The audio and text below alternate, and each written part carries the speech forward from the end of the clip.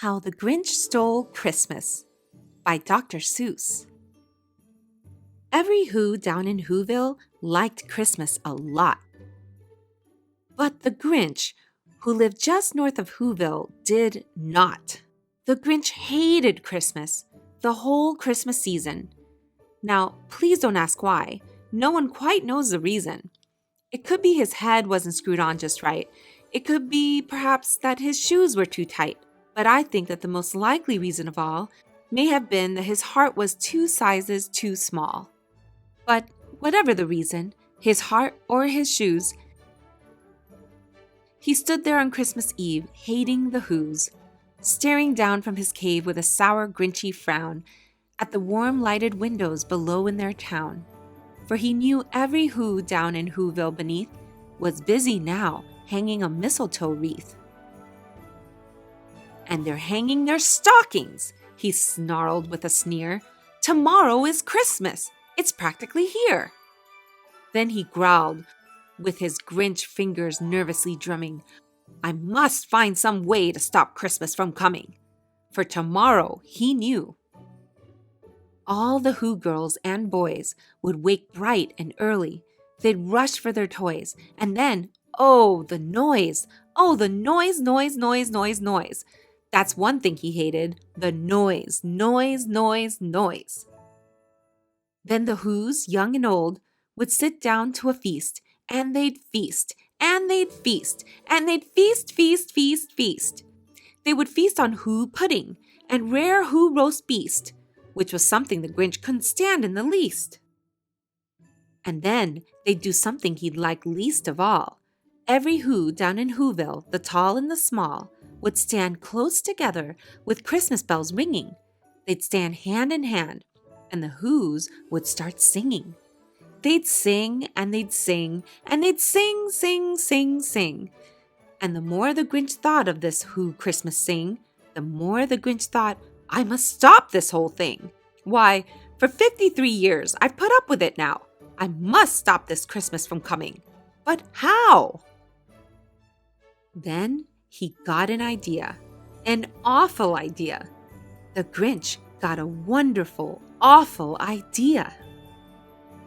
"I know just what to do," the Grinch laughed in his throat, and he made a quick Santa Claus hat and a coat, and he chuckled and he clucked. What a great Grinchy trick! With this coat and this hat, I look just like Saint Nick. "All I need is a reindeer," the Grinch looked around. But since reindeer are scarce, there was none to be found.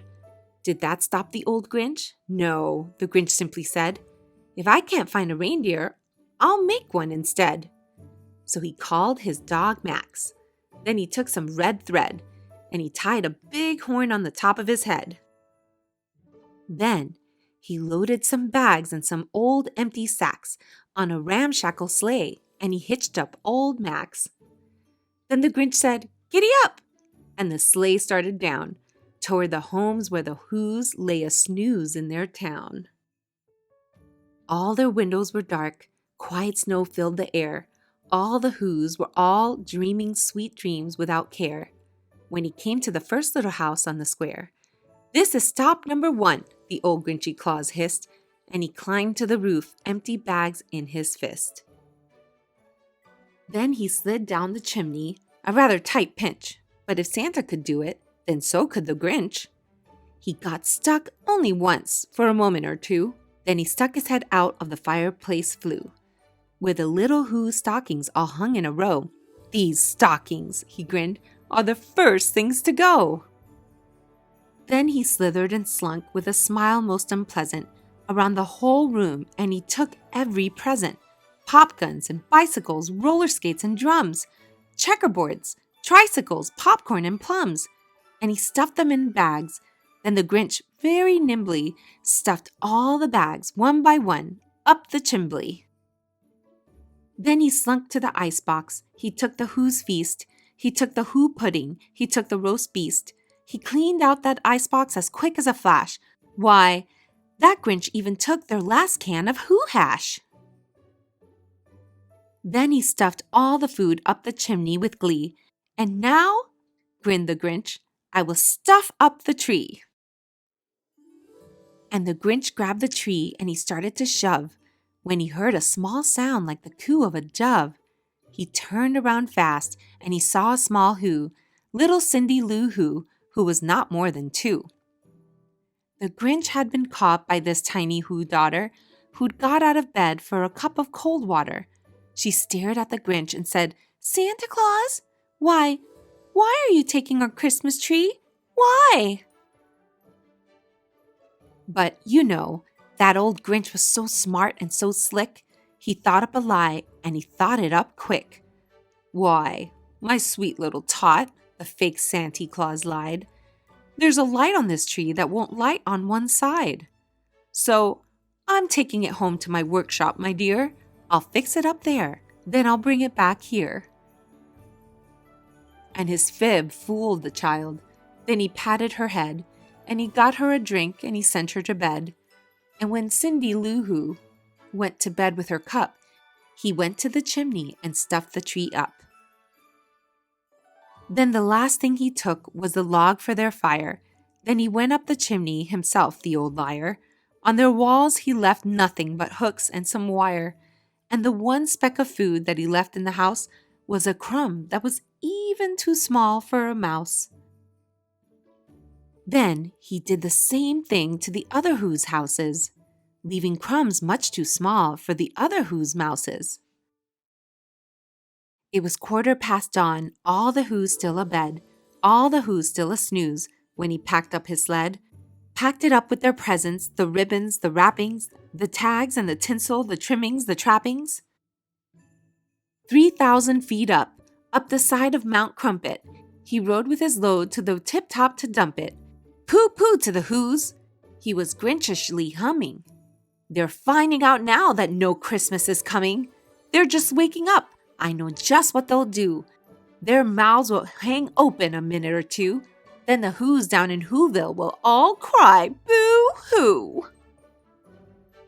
"That's a noise," grinned the Grinch, "that I simply must hear."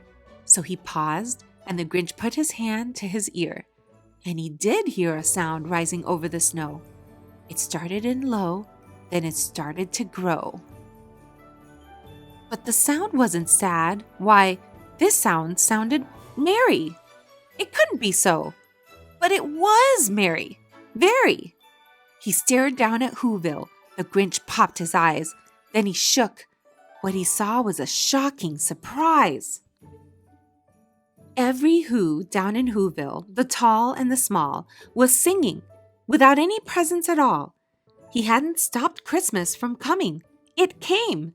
Somehow or other, it came just the same. And the Grinch, with his Grinch feet ice cold in the snow, stood puzzling and puzzling. How could it be so? It came without ribbons. It came without tags. It came without packages, boxes, or bags. And he puzzled 3 hours till his puzzler was sore. Then the Grinch thought of something he hadn't before.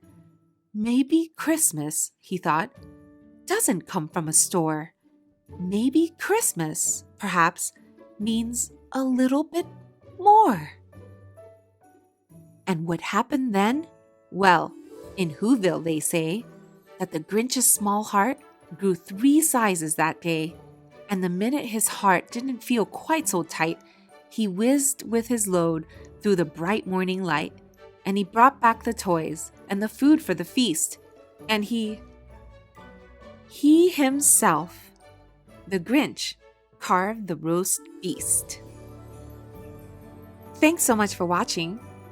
That was How the Grinch Stole Christmas by Dr. Seuss.